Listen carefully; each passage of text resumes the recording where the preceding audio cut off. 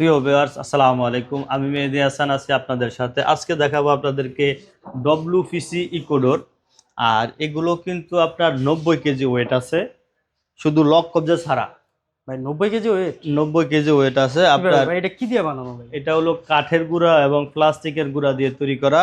আর কেউ যদি, আমরা লকটা কিন্তু কোনো কোম্পানি দেয় না, লক কবজা দেয় না, আমরা কিন্তু দিয়ে সাজায় রাখছি জাস্ট বোঝানোর জন্য যে আমরা এরকম লক দিয়ে বিক্রি করি, বা আপনি এই লক লাগাইতে পারবেন।